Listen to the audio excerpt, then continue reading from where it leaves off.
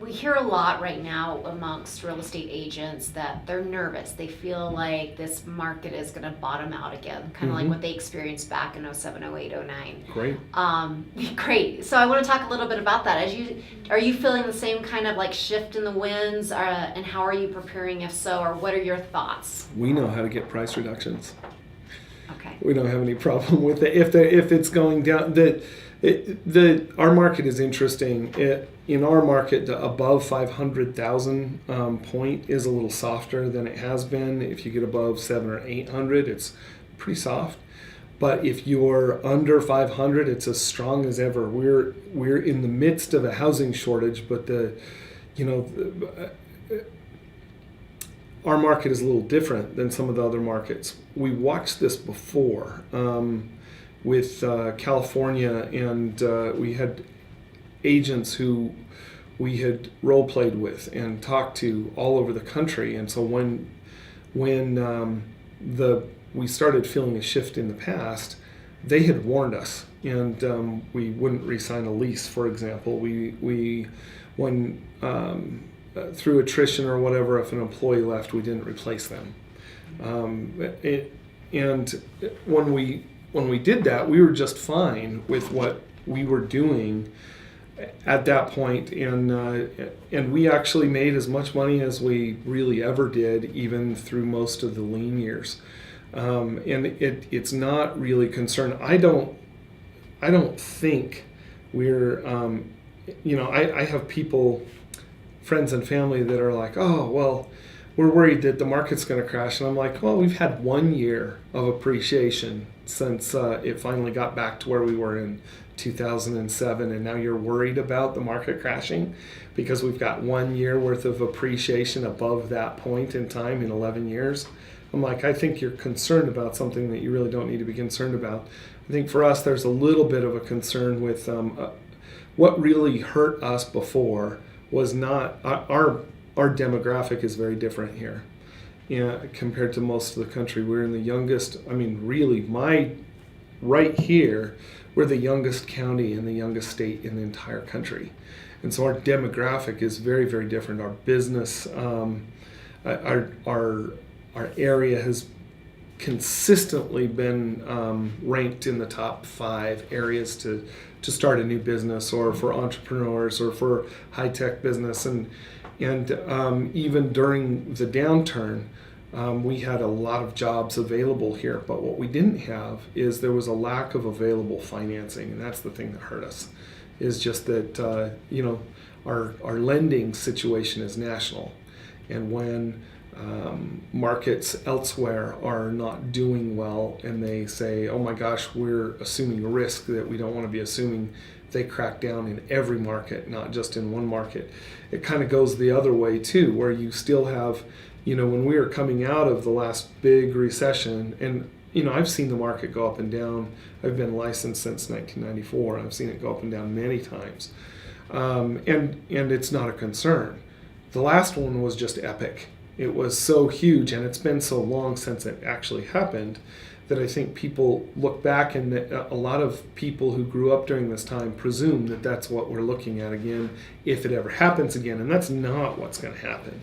That's an anomaly. That's something that hugest, most impactful downturn that we've seen since the Great Depression.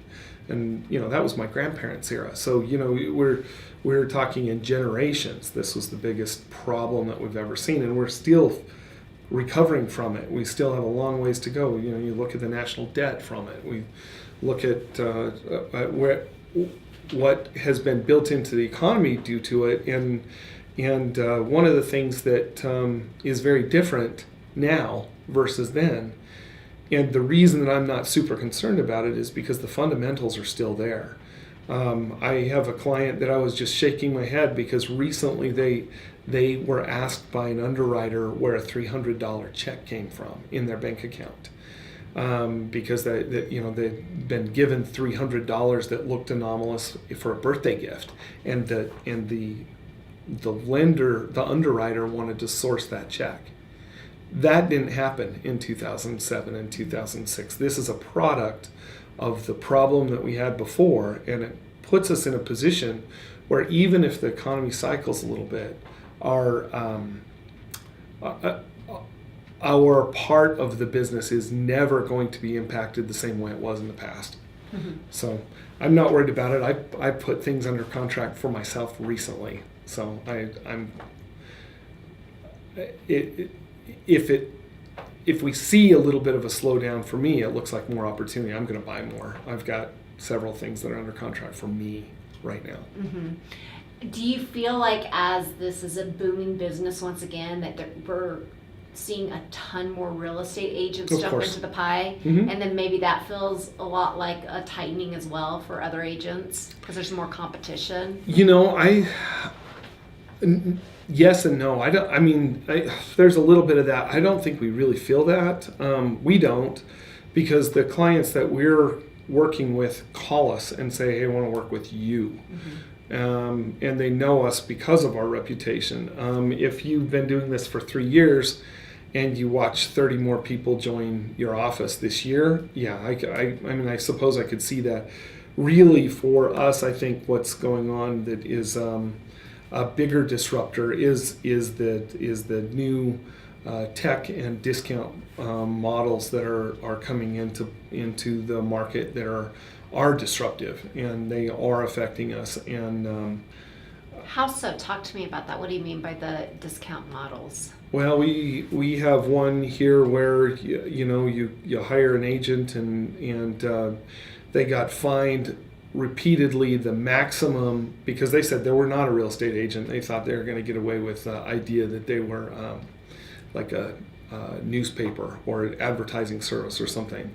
And our local division of real estate for the state of Utah fined them the maximum fine that could be levied, which is nothing compared to what they're doing. Their business model is strong. But part of the reason it's strong is because there are so many new agents that I don't think the agents can differentiate themselves as well as they should between what these guys are willing to do for a fixed flat rate and what this new agent is able to provide in a commission type compensation plan. And so the homeowners look at that and they go, especially you get these young people that are just coming, millennials that are just coming into the market. We've got people that are making their first home purchase because they've grown up in the bad economy for the last 10 years and they're in their early 30s and it's the first house that they've purchased. And, if you go back to the early 2000s or the 90s, and people would have already been, those people are moving out of a townhouse in our market into a home at that age. These people have been renters and they're buying their first home, and they don't know much about real estate agents, and they think they can do it all themselves because they're in the YouTube generation and have figured it out on YouTube, and they think that they have it all covered.